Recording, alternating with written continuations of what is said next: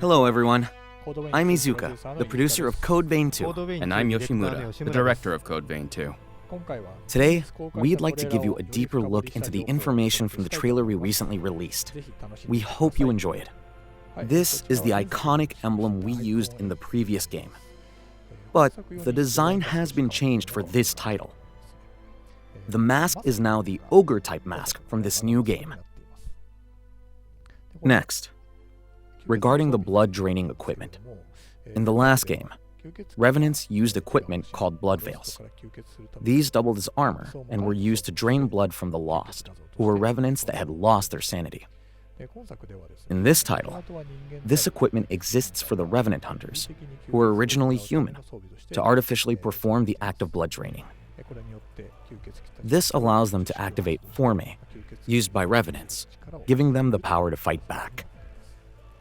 This equipment is a core part of this game's world building. The world of this game is one that has already collapsed and is facing its end. But even now, in this very moment, parts of the world are being erased by this explosion. It is truly on the brink of ruin. The protagonist is entrusted with the mission to stop the world from vanishing completely and will travel to the past to do so. A long time ago, when the world was once on the verge of collapse, a great war took place. This event is known as the Upheaval. During this time, the Revenants who sacrificed themselves to save the world from ruin came to be known as the heroes. And this world, which has only continued to exist because of their sacrifice, is now finally meeting its end. Let me introduce the setting of the game. Although it's a fictional world, we've consciously designed it to feel like an extension of our modern, contemporary world. A unique element in this title, and a key difference from the previous game, is that this world once prospered with strong influences from medieval European architecture, such as spires and rounded arch windows. This is one of the Revenants you meet in the past world, a character named Valentin. He carries the blood of a progenitor Revenant and possesses immense power. He is the head of the Magmel Forma Research Institute, where he studies ancient Forma for the good of the people. He treats both Revenants and humans without prejudice, and also serves as an arbiter, mediating disputes between the two groups to maintain social stability. This is one of the partner characters, Noah. He has a close relationship with Valentin. As a Revenant who was once human, he trusts Valentin deeply for giving him a position without discrimination. He has taken it upon himself to be Valentin's bodyguard to help him achieve his ideals. And now for a special feature of the partner system. The protagonist stores the power of their Revenant buddy in the jail on their back, allowing them to draw out that power in battle. During combat, you can summon them, materializing them to fight alongside you. This gives a whole new meaning to having your partner's back, doesn't it? Jose is one of the heroes you'll meet in the past. She governs an area known as the Sunken City.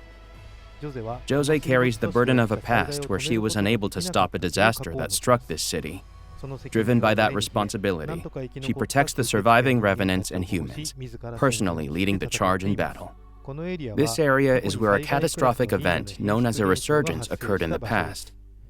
This resurgence caused the entire city to be submerged in water. The Revenants who were in this place were caught up in this event and have been twisted into horrors, making it an extremely dangerous area. Revenants and Revenant hunters have a complex relationship. With the world on the brink of collapse, they are officially cooperating, but beneath the surface, tensions and power plays continue. In the past, there were also hunters who resented being governed by Revenants, which created a tense social climate. The Revenant hunters who operate in the shadows of the past world wear masks to hide their identities and, like the protagonist, have a jail on their back that contains a heart. While Revenants possess superhuman physical abilities and supernatural powers, you can see that thanks to the jail, the Revenant hunters possess combat strength that surpasses even them. Lyle is another one of the heroes you meet in the past. He is a master swordsman with exceptional talent, but he was originally a human known as a blood bag who existed solely to supply blood to Revenants. Revenants can be created in two ways. The first is to be born as the child of a Revenant. The second is for a human to be reborn as a Revenant after death. Lyle is the latter. The story of how he, a former blood bag, became a Revenant is also a key dramatic element of the game. What I want you to see here is the color of the blood coming from Lyle's wounds. The blood of a Revenant, especially one with great power, is said to shine with a golden color. As you can see, the blood of Lyle, a man powerful enough to be called a hero, is also gold. Holly is another one of the Revenants known as a hero whom you will meet in the past. She is dedicated to her research and the treatment of other Revenants, hoping to save those who have fallen ill. Although she is trying to fulfill her mission as a healer, in the present day she is known as the Reaper Witch. Unraveling the history of what happened to her and why she came to be called this is one of the central mysteries of the game. This is a young Revenant girl you meet in the present day, Licorice. You can see that her appearance is strikingly similar to Holly's. Her cryptic line, off to kill again, is quite significant. Does it mean the protagonist will directly kill someone?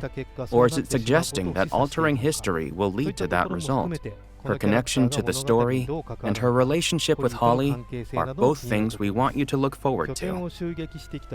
Here is a scene where assailants attack the base, and Noah confronts them.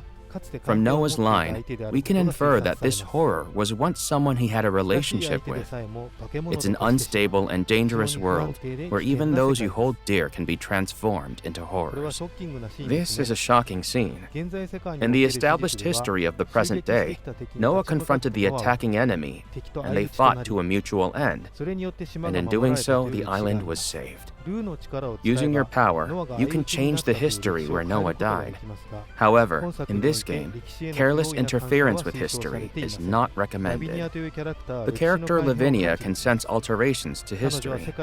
She prioritizes saving the world and tries to avoid unnecessary interventions that risk making the situation even worse. In this footage, you can see the protagonist intervening in Noah's fight. What kind of impact will this have on the present world?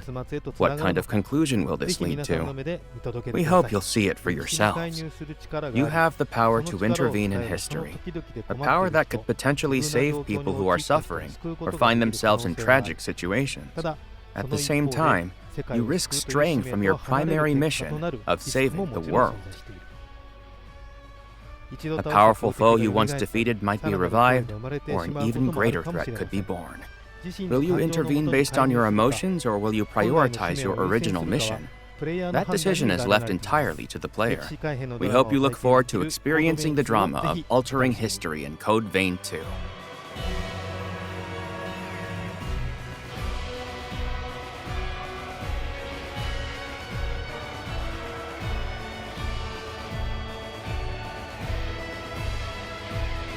And, for those of you who noticed, yes, that familiar element from the series has been powered up for this title as well. We hope you look forward to it.